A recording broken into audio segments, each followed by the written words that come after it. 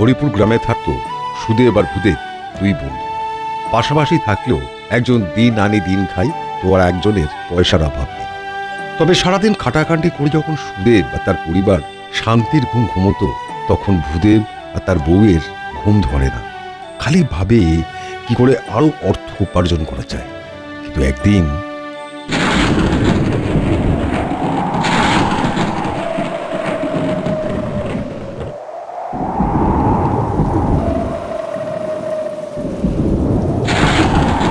কি আর বলবো গিন্নি, আর জোর বৃষ্টি এলো আর কাঠ কটাও ভিজে গেল।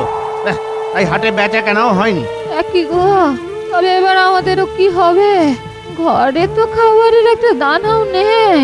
তবে কি আজ আমাদের একবেলা খেয়ে শুতে হবে? দেখি কিছু ব্যবস্থা করা যায় কিনা।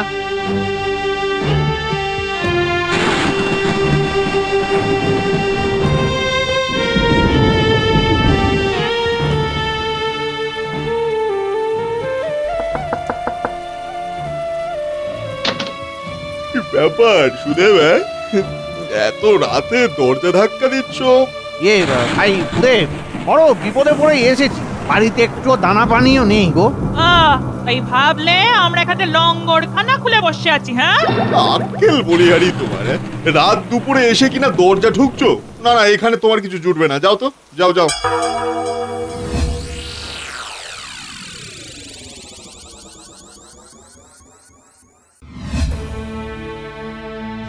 জল জল, একটু একটু জল দাও। ও গলাটা গলাটা শুকিয়ে যাচ্ছে। ও ও মাথাটা তো তুলতেই পারছি না, কি কষ্ট কষ্ট। একটু জল দাও, একটু জল দাও। ও মা, এবার কি হবে? বাবার জ্বর যে কমছেই না।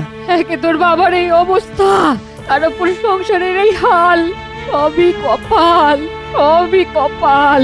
আমি বলি কি মা, বাবা যখন যেতে পারছে না, তখন আমি বরং যাই না জঙ্গলে কাঠ কাটতে। তুই যাবি কাঠ কাটতে? তুই? হ্যাঁ মা, তুমি কিচ্ছু ভেবো না মা, আমি ঠিক সামলে ফেলবো।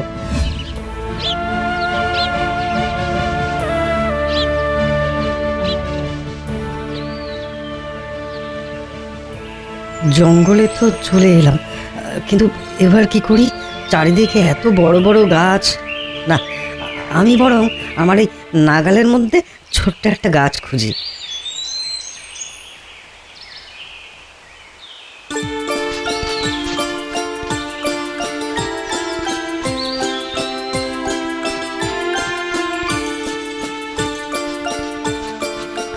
এই তো, এই একটা সুবিধা মতো পেয়েছি, কিন্তু এই গাছটা তো খুবই ছোট। না না না, আমি আমি এই গাছ কাটতে পারবো না। এ কি গো, ও ভাই, তুমি আমাকে না কেটেই চলে যাবে? ও মা, তুমি কথাও বলো। বারে, তুমি জানো না আমাদেরও তো প্রাণ আছে। জানি তো, আর এটাও জানি এখনো কতদিন বাঁচতে হবে তোমাকে, আরো কত বড় হবে তুমি। বাহ, তুমি তো ভারী মিষ্টি কথা বলো। আর তুমিও খুব মিষ্টি। থাকো ভাই, তুমি এমনই মিষ্টি হবে। হ্যাঁ, আমি চললাম।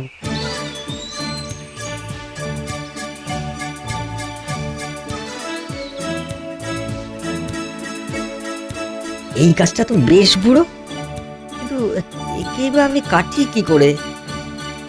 ও ছেলে, আমলে কেন? এসো এসো, কাটো আমায়। না না না, তোমার তো বয়স হয়েছে, যে কদিন বাঁচবে হাত পা ছড়িয়েই বাঁচো। বাহ, ভালো বললে তো তুমি ছেলে। তবে তুমি আমায় কাটবে না? না না না, তোমাকে আমি কাটতে পারবো না। কিন্তু সে তুমি যাই বলো, তোমাকে নষ্ট করতে আমার কষ্ট হয়।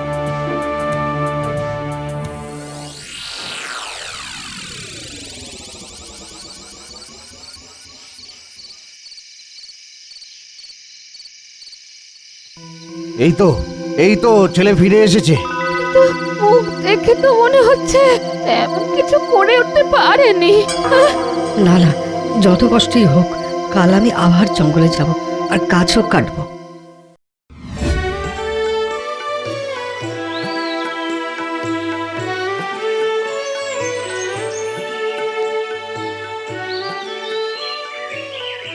এই তো, এই তো সেই বুড়ো গাছটা। জানি গাছ কাটতে হবে, কিন্তু আমার হাতে কুঠার যে কিছুতেই উঠছে না। না না, আর অত ভেবো না, তুমি বরং কেটেই ফেলো আমায়। তুমি তো বলেই খালাস, কিন্তু আমার যে হাত উঠছে না। আমি তোমার কষ্টের কথা জানি, কিন্তু তা সত্ত্বেও যেভাবে গাছের কষ্টের কথা ভেবে তোমার মন কাঁদছে, তাই দেখে আমার মন ভরে গেছে। আর আর তাই আমি তোমার সব কষ্ট দূর করতে চাই। তুমি কি করে আমার কষ্ট দূর করবে? আমি জাদু গাছ, আমার ভেতর দিয়ে অনেক অনেক গভীরে নেমে গেলে তুমি অনেক অনেক হিরে জহরত পাবে। ওই সব দিয়েই তোমাদের সব দুঃখ কষ্ট দূর হয়ে যাবে। তবে তার জন্যে তোমাকে একটা মন্ত্র বলতে হবে। সে আবার কি মন্ত্র? সে মন্ত্র হলো তোড়ায় বাঁধা ঘোড়ার ডিম খুলে যা সিম সিম। বাহ, ভারী মজার মন্ত্র তো। তোড়ায় বাঁধা ঘোড়ার ডিম খুলে যা সিম সিম, তোড়ায় বাঁধা ঘোড়ার ডিম খুলে যা সিম সিম, তোড়ায় বাঁধা ঘোড়ার ডিম খুলে যা সিম সিম, তোড়ায় কি চমৎকার!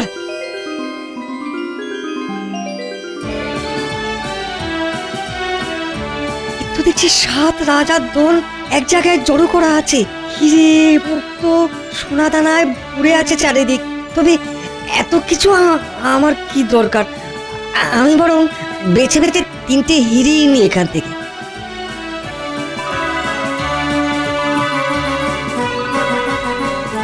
ওই কি নিয়ে দেখি? ও মা, মাত্র 3টে হিরে, এত কম জিনিস নিয়েছো কেন? বেশি নয়, আমার বাবা মা আমাকে অল্পতেই সন্তুষ্ট হতে শিখিয়েছে।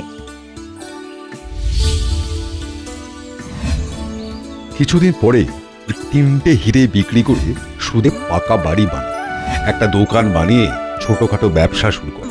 সত্যি তাদের দুঃখ কষ্ট দূর হয়ে যায়। সুদে বা তার গিন্নি এসব দেখে অবাক হয়। চোখের সামনে একজন রাতারাতি পাকা বাড়ি দোকান হাঁকাচ্ছে, আর একজন হাঁ করে দেখছে আর হাঁপাচ্ছে। না না, হাঁপাবো কেন? আমি তো ভাবছি লাফাবো। এই যে ওই লাফালাফি করা ছাড়া আর পারোটা কি তুমি? আগে লাফাবো, তারপর ঝাঁপাবো।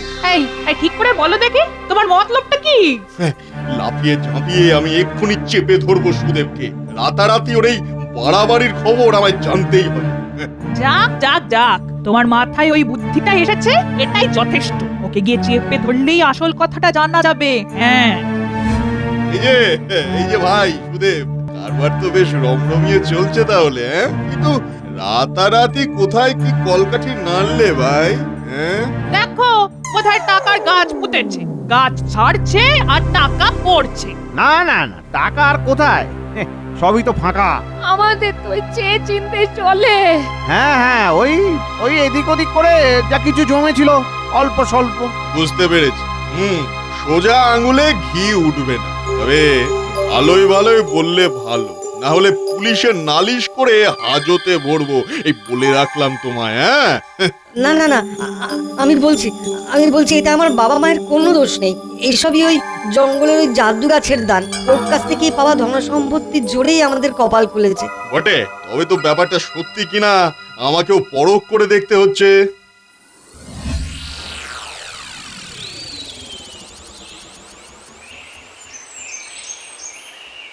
ছেলেটার কথা শুনে জঙ্গলে তো চলে এলাম, কিন্তু বুঝবো কি করে এবার যে কোনটা জাদুর গাছ? না না, আমি বরং মন্ত্রটা জোরে জোরে হাঁকতে থাকি, লাগে তাক না লাগে তুক। মন্ত্র মন্ত্র না, হ্যাঁ মন্ত্রটা তো মনেই আছে। কি যেন ছিল মন্ত্রটা? হ্যাঁ হ্যাঁ হ্যাঁ, মনে পড়েছে। তোড়ায় বাঁধা ঘোড়ার ডিম খুলে যা সিম সিম, তোড়ায় বাঁধা ঘোড়ার ডিম খুলে যা সিম সিম। ঘোড়ায় বাঁধা ঘোড়ার ডিম খুলে যা সিমসিম। আরে আরে এই তো গাছের ভেতরে একটা পথ নেমে গেছে। এটাই তবে সেই জাদু গাছ। হ্যাঁ পেয়েছি। বাবা এ তো দেখছি 7 রাজার ধন। আমি এখন কি নিয়ে আর কি বা ফেলে রাখি। না না হিরে জহরত যা কিছু আছে সব যতটা পারিয়ে করে গুটিয়ে ফেলি। এই তো হাতের কাছে যে কটা বস্তা পেয়েছি সব ভরে ফেলেছি। এবার বেরোতে হবে, কিন্তু গাছের মুখ তো বন্ধ। মন্ত্র না বললে তো খুলবে না মনে হচ্ছে। কিন্তু মন্ত্রটা যেন কি ছিল? আরে কি যেন কি কি হাঁসের ডিম, মুরগির ডিম, কি ঝোলায় ভরা? আরে হাঁসের ডিম পকেটে ভরা হাঁসের ডিম না তো কি যেন? ইয়া মুশকিল হলো। কে আছো? আরে কে আছো? বাঁচাও বাঁচাও আমার। ওগো ওগো আমার এ কি অবস্থা হলো গো? সেই লোকটা সেই যে গেল তো গেল, আর ফিরলো না। দিন পেরিয়ে রাত হয়ে গেল, তবু এলো না। ওরা আমার স্বামীর কি সর্বনাশ করলো গো। আমার স্বামী যে জঙ্গলে গিয়ে হারিয়ে গেল গো। আমার কথা শুনে কাকা জঙ্গলে গেছে, সেখানে গিয়ে আবার কোনো বিপদ হলো না তো? না না, আমি বরং এগিয়ে গিয়ে একবার দেখি।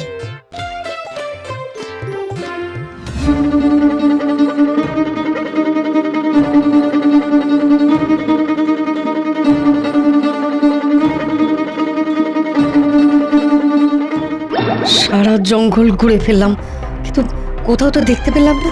তবে কি ওই গাছের ভেতরে ঢুকে আটকে পড়ে যাচ্ছে ভূদেব কাকা? আমি বরং একবার ভেতরে ঢুকে দেখি। তোরায় বাঁধা ঘোড়ার ডিম খুলে যা সিম সিম, তোরায় বাঁধা ঘোড়া।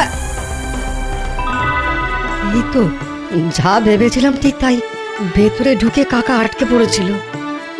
এসেছিস বাবা, ও ভাগ্যে তুই এলি, না হলে আমি যে এই চোরা কুঠুরিতে আটকে পড়েছিলাম। না না না না, এখানে আর একটুও না। আরে আরে কি আমার হিরে জহরত সব যে কাঠকুটো হয়ে গেল। এটাই তো হবার ছিল কাকা, টাকা নয় সব ফাঁকা। অতি লোভের ফল ভোগ তো করতেই হবে। ঠিক বলেছিস বাবা, আমার জোর শিক্ষা হয়েছে। এবার থেকে আমিও লোভের পথ ছেড়ে পরিশ্রম করে সৎ পথে জীবন ধারণ করবো। চল চল বাবা চল, বাড়ি চল চল।